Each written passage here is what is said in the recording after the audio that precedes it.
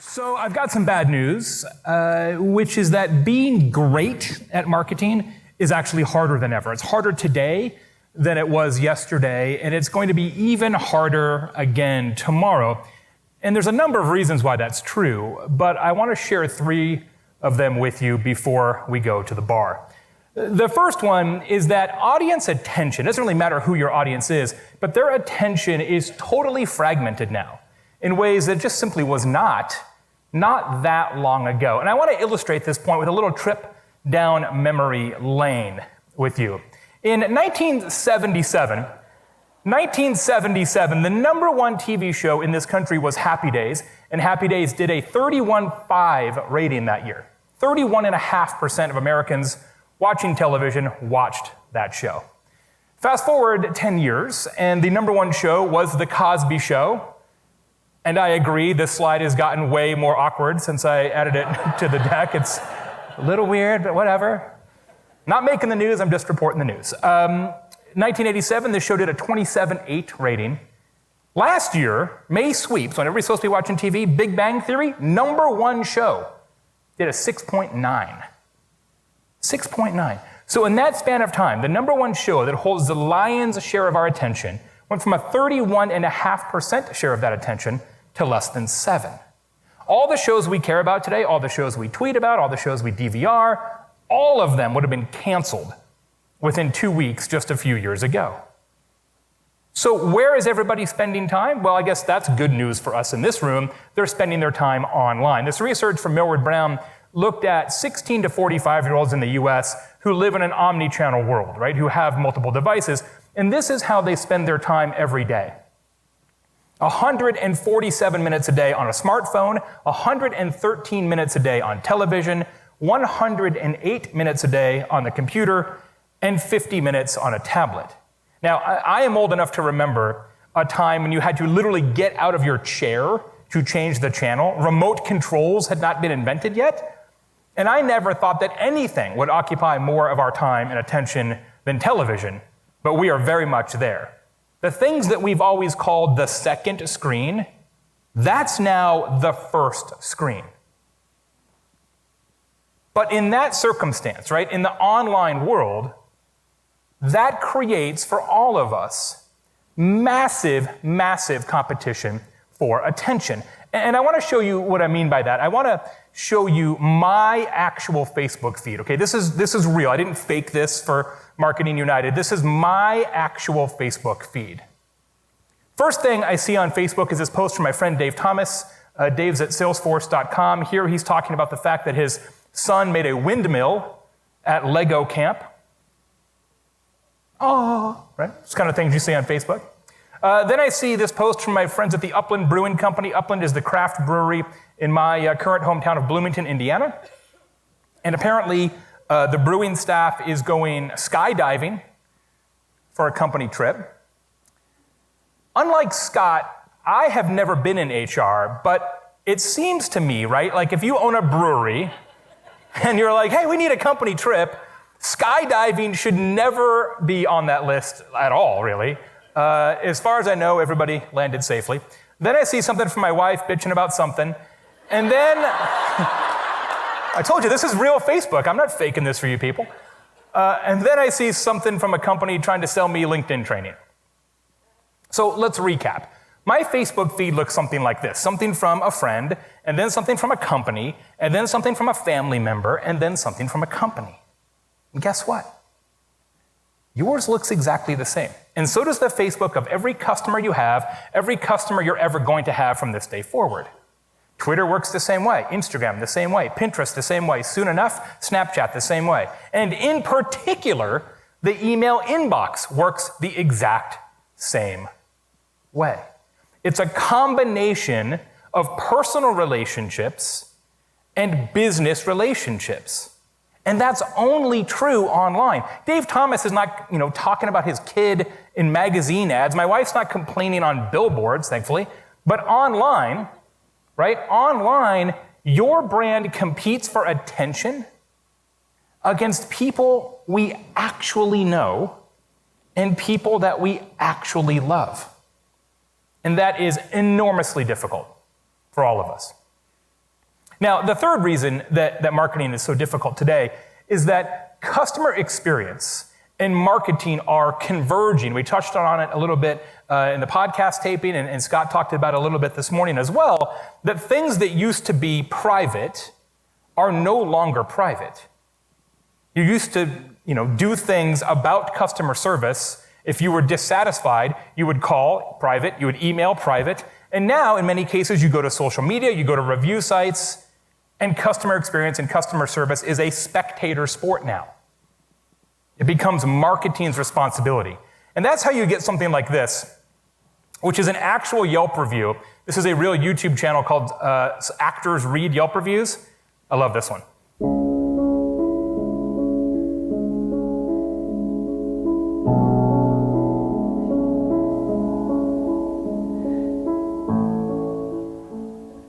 Floating cafeteria with gaudy decor, loaded with screaming children running wild, while their parents, with apparently no parenting skills, dine and party the night away with the false sense of security that just because they're on a boat, none of the 3,100 plus people would never dare hurt, molest, or toss overboard, which crossed my mind. They're bratty little nose pickers. Never, ever again.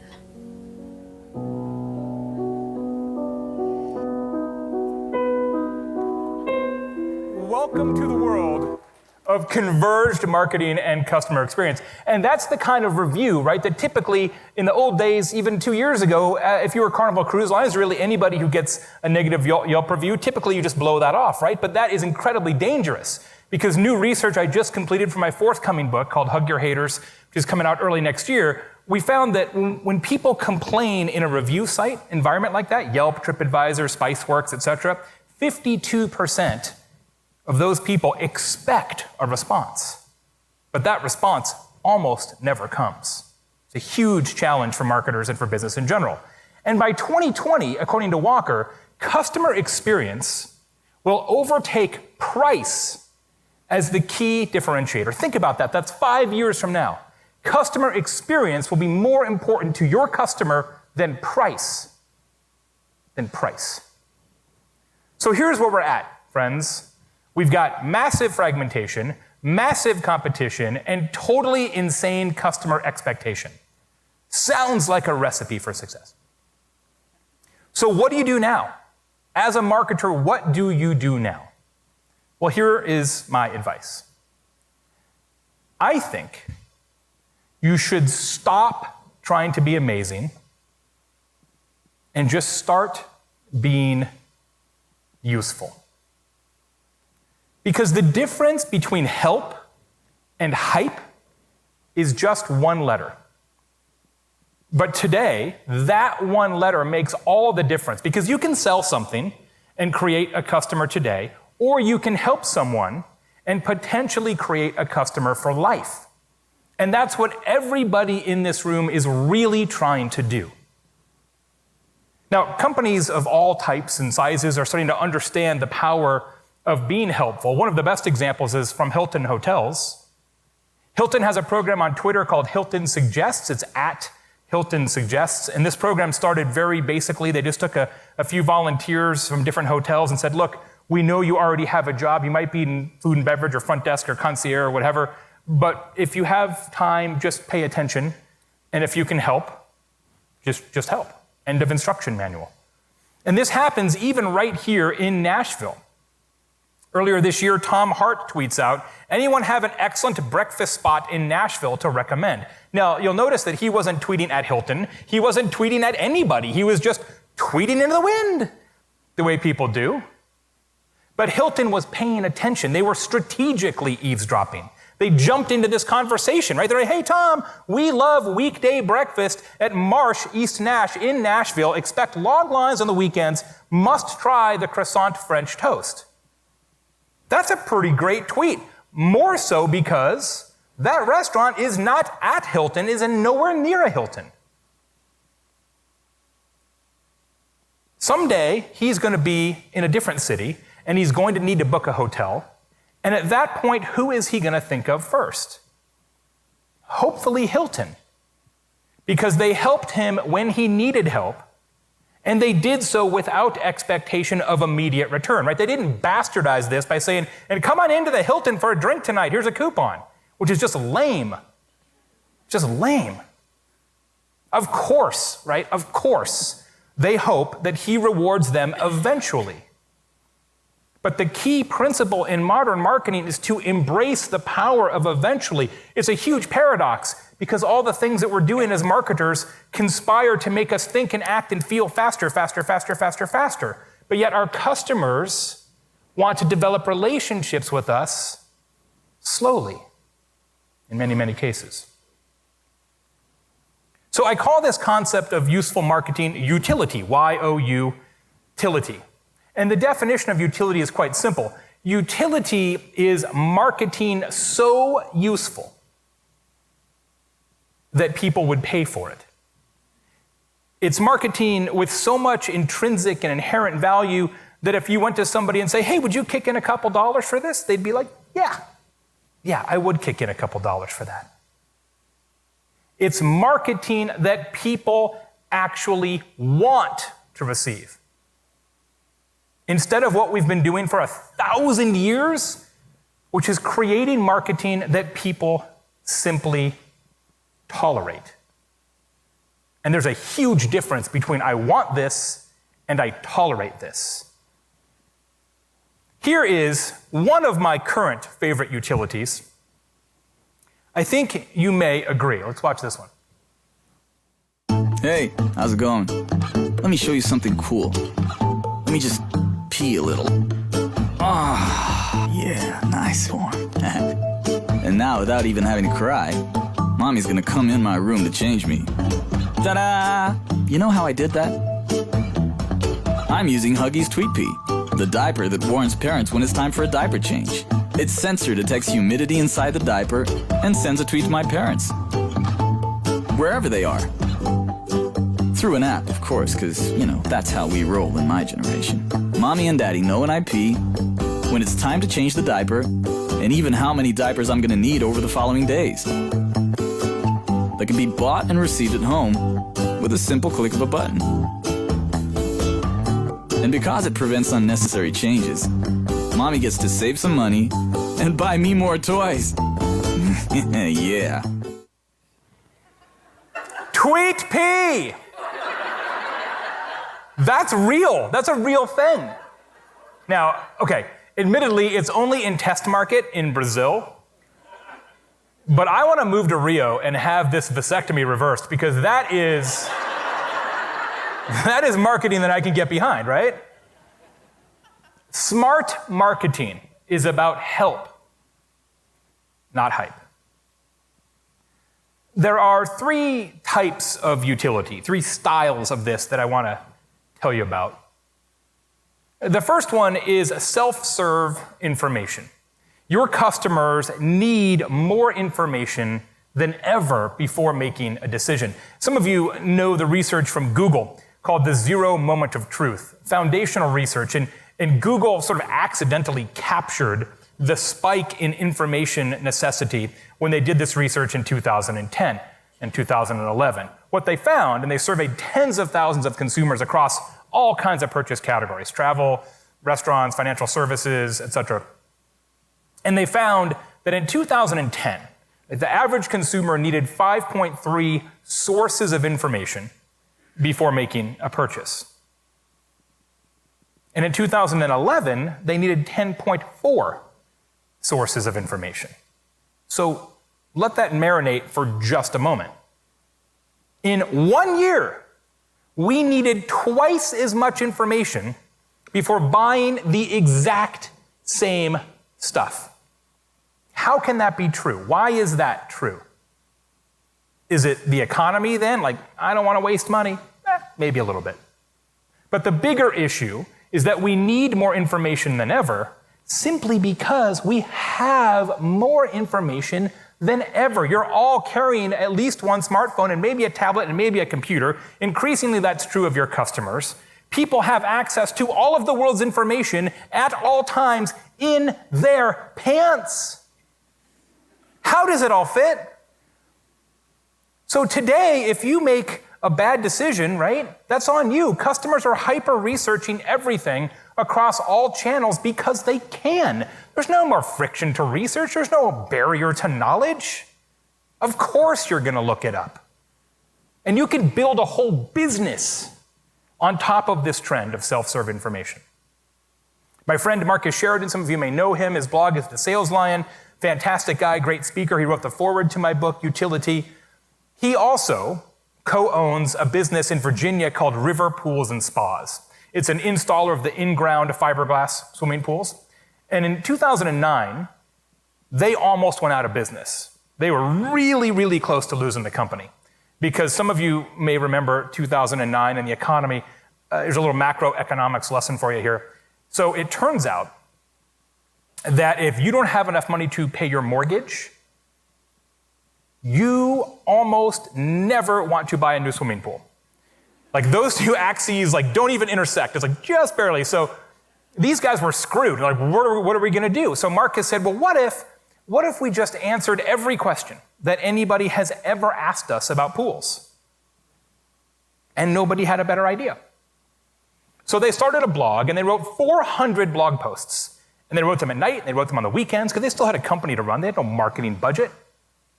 But every single one of those blog posts was an answer to a question that somebody had actually asked them in the previous few years. They already knew the answers. It wasn't about, do I know the answers? They'd just been giving the answers away out of their mouth hole, on the phone, face to face. Like, what if we just wrote this down? So they did. They now have over 1,000 blog posts, and they now get more website traffic than any other swimming pool-related company, including manufacturers, on this planet. On the entire planet. And today, the average new customer for River Pools, average, reads 105 pages of their site before contacting the company. 105. If you think you have enough information on your site, I'm here to tell you you don't. Because the appetite of customers and prospects for self-serve information literally has no bottom. Has no bottom. More than 80% of their customers buy a swimming pool without ever talking to a salesperson. I want swimming pool, add to cart, pay with PayPal. You can't actually pay with PayPal, that'd be amazing, but you can't do that. But almost, because once you've read 105 blog posts, answering all of your questions, what are you going to talk to the sales guy about? How about them Bears? Like there's no other conversation left to have, right? The game is over. If somebody has to call you to do business with you, you're doing it wrong. You're fundamentally doing it wrong. So today, if you make a bad decision, bad chicken sandwich, bad swimming pool, bad hotel, bad sweater, you're just lazy. You're just lazy. Because all the information you need to make a good decision is quite literally in the palm of your hand. And consumers have totally figured this out. So the better you teach, the more you'll sell. So what I'd like you to do is provide the answer to every customer question at every stage of the consideration funnel, but do it before they have to ask it. Self-serve information. The second type of utility I want to tell you about is transparency, radical transparency. And we just talked about the fact that everybody has access to information because they have smartphones, right? Well, one of the accompanying trends there is that because we have access to information, the truth always comes out, right? The truth always comes out now, always. Lance Armstrong, Ryan Braun, A-Rod, that crazy Toronto mayor guy, what's that cat say? Rob Ford, that guy. Like, everything gets found out. The only thing we don't know, like in the whole world, The only thing we don't know is where that one plane is. Well, we still could be in the lobby. We have no idea, literally no idea. But other than that, the truth comes out, always. So what smart companies are doing is they're running ahead of that and saying, well, what if we just admit to everything now? What if we're just radically open and honest? And it totally works, because trust is the filter through which all business success must pass. Without trust, nothing else matters. Price doesn't matter. Customer service doesn't matter. Marketing doesn't matter. Email marketing doesn't matter. None of it matters without trust. And one of the very best ways to gain and keep trust is to just be massively open and honest, because it shocks people into thinking, wow, if they're open about this, they're going to be a good company to do business with. I want to be part of their world. My friend Joe Manusa is a realtor in Tallahassee, and he's got a really good handle on his market. He's really good at segmentation. So he only represents sellers. If you want to buy a house, he's not your guy. And he only represents sellers who have a home between $200,000 and $400,000. That's his deal, right? Well, in that price range, in many cases, you don't have a ton of upside equity. So often in that segment, people are thinking, well, I could have a realtor help me, or I could just sell this sucker myself and keep the commission, right? So he understands that. Instead of trying to talk people out of it, he goes full information jiu-jitsu on them, and he created this 65-page free downloadable ebook, which he merchandises all over his website, which is called How to Sell a Home on Your Own. And it is the definitive guide on how to do that. It is literally step by step. Here is exactly how to sell a house on your own. And that seems crazy. It seems crazy. Until you realize that almost every time people get to about page 25, and they're like, holy shit, is it hard to sell a house yourself? This is way more time than I've got. And guess who they call first? Joe, because his name and email address and phone number on every page of the book. It's his very best lead source. Radical transparency. One of the other companies that does this particularly well is McDonald's. McDonald's has a program. It started in Canada, and then it went to Australia, and it finally rolled out here in the States late last year. It's called Our Food, Your Questions. And the way it works is you can go on this special website shown here. This is the Canadian version. And you can ask McDonald's any question you want about their food. And tens of thousands of questions have been answered, and millions of questions have been read. And they track this very, very closely, because they put a lot of resources against this. And they found that in Canada, they've accumulated a 16% increase in trust amongst a group of consumers that they call the skeptical consumers, right? They're like, McDonald's, gross, like that group. 16% increase across a whole country. That's a meaningful outcome. And the reason it works is that the questions that people ask, it's not fake, right? They're not softballs, right? It's not like, how come your food is so delicious? Is it the magic of grimace? You know, I used to work at McDonald's, my first job. It's not the magic of grimace. We just disavow you of that. But the questions are more like these. Maybe you could post a picture of these happy family farms in which you say your animals are raised with the best care.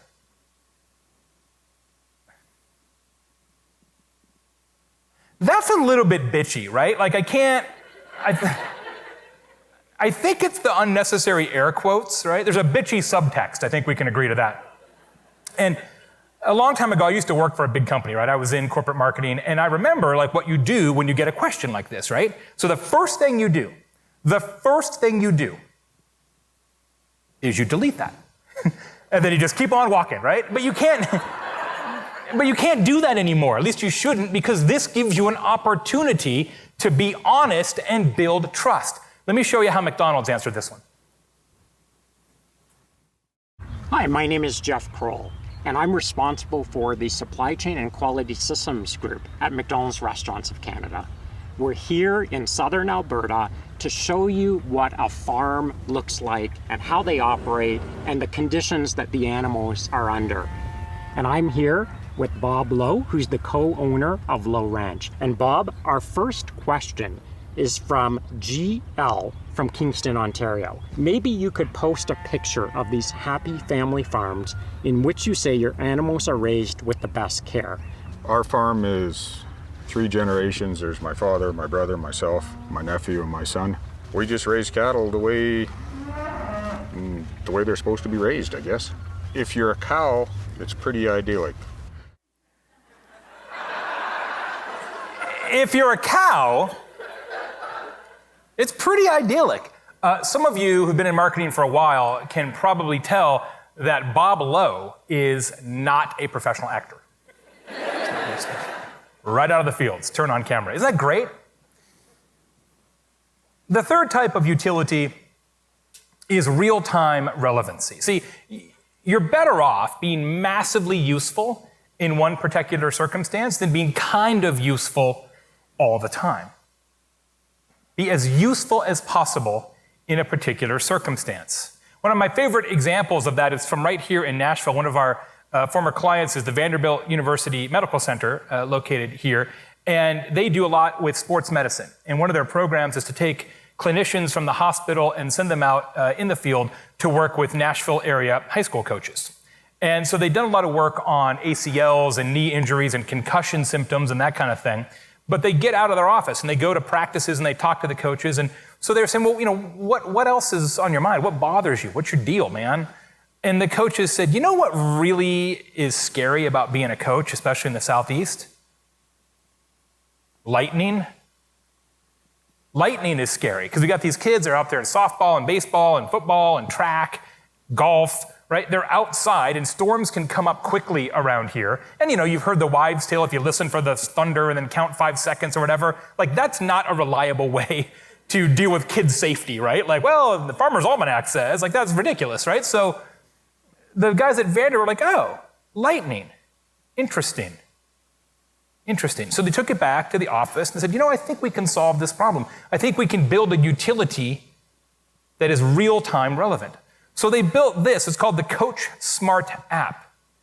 And you turn it on and you press the button, and using a real-time lightning database and GPS, it sends you an alarm if lightning is on the way and says, get your kids off the field.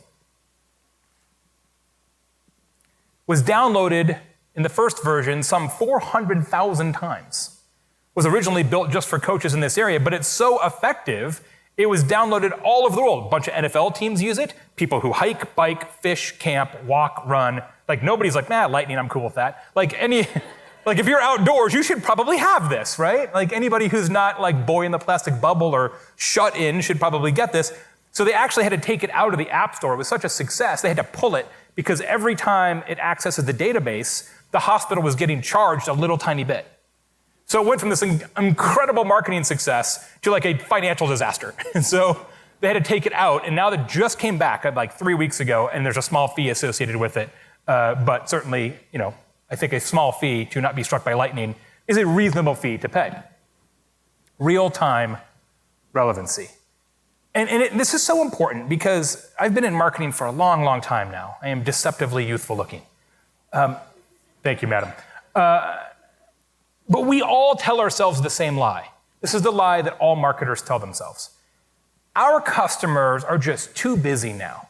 They're just too busy. They've got too much, competition for attention. They just don't have time to interact with us. They don't have time to consume our content. They don't have time to open our emails. And that is absolutely bullshit. It's categorically untrue. When somebody says they don't have time, that's actually code. And it's code for you're not relevant enough. Whatever you're giving me right now is not relevant enough to get a share of my time. It's just a way to say it that makes it less offensive. And when you give somebody something massively relevant, like here's how to not get struck by lightning, the time is magically created. The time is magically created. Example of real-time relevancy in email. From Timberland, this is their upcoming Memorial Day email. This just came out like yesterday or a couple days ago. It actually figures out where you're at based on their data mining, and then gives you your Memorial Day forecast for weather. Different forecasts for each recipient of the email. That's real-time relevancy. One of the things I really like about the Lightning app is that, Vanderbilt is not really in the Lightning business, right? They're not even in the coaching business. They're in the sports medicine business. And some of the very best utilities out there transcend the transaction. Because if you try and build something interesting in email or content or social that's basically just about your products and services, we have another name for that. And it's not utility. It's brochure. So some of the very, very best utility examples are those that are not about your business, but are about things of interest to your customers, like it is in the coach example. So what I want you to do is give yourself permission to make the story bigger. Warby Parker was here yesterday. They do a terrific job of that in their emails every once in a while. This is their holiday email, one of their holiday emails from last November or so. And they're not, obviously they're in the eyeglasses business. These are in fact Warby Parker frames. But here, they're not trying to sell you glasses. They're like, hey, here's our favorite books that you should read over the holidays. They're not in the books business. Give yourself permission to make the story bigger, because it gives you opportunities to be relevant in a way that your customers will magically give you the time that you so desperately seek. Speaking of real-time relevancy, this is my actual email address. So please, no Nigerian prince scams sent to me. If you email me before 5 o'clock today, four things are going to happen. First, I'm going to send you these slides. Second, I'm going to send you an ebook called 29 Quotes That Will Change the Way You Think About Marketing, which are the 29 best quotes from my book, Youtility. Third, I'm going to put you on my email list, and every day we send an email called Definitive. We talked about it a little bit with Scott in the podcast. All kinds of highly, highly, highly curated digital marketing resources you can get off anytime. I won't spam you. The fourth thing I'm going to do, because I got to tell you, I speak at 60 events a year. And this is a terrific event. I am so psyched for my friends at Emma about how Marketing United has gone. I think everybody agrees that this has been extraordinary. To think this is a first-time event is silly, how good this event is. I'm so excited about where this event is headed and how it's gone. If you email me by 5 o'clock, I'm going to pick one of you out at random, and I'm buying your ticket next year. I want to come back next year. I've got a new book, as we talked about, Hug Your Haters. I'm going to come back next year. Who wants to have me come back next year? I'm going to come back next year. Thank you. I'm going to come back next year. I'm going to do Hug Your Haters, and one of you is coming with me. 5 o'clock today. So I get a lot of questions about this utility concept, and I want to sort of ask and answer a couple of them because you're probably thinking about these. The first one is, okay, does this actually work? Absolutely. It can absolutely work when you follow these principles appropriately. One of my favorite examples of this is in Montreal. Anybody from Montreal here? Probably not. It's a long way. Oh, right there. Woo! There's one. In Montreal, and you'll back me up on this, there's this weird thing where every year on July 1st, 225,000 people change apartments on the same day. Right? It's called Moving Day, and it's because by long-standing tradition, everybody's residential lease runs from July 1 to June 30. It's just how they do it. And it seems like a terrible piece of public policy to me, but I'm not Canadian. So IKEA in Montreal was having conversations with their customers. They're like, hey, so tell me about this moving day thing. Do you guys need furniture? And they're like, well, yeah, maybe eventually. But what we really need is boxes because we're moving. And IKEA is like, boxes? We got tons of boxes. We got a bunch of Allen wrenches too if you want some of those. And so they just made box giveaways, right? They took fences like this, hey, need a box, take one. There's a little coupon on the bottom. They built pyramids of boxes, just take boxes. Did no other changes to their marketing, just boxes. Year over year, 24.7% sales increase for that weekend because they gave away boxes. Useful, helpful, relevant, real time, transcends the transaction, all of those things. People ask me about utility and how does it work with social media. Here's the problem with social media, and I speak this as a social media consultant in some cases. Let me show you a video of how most companies' social media sounds to consumers, okay? Check this out.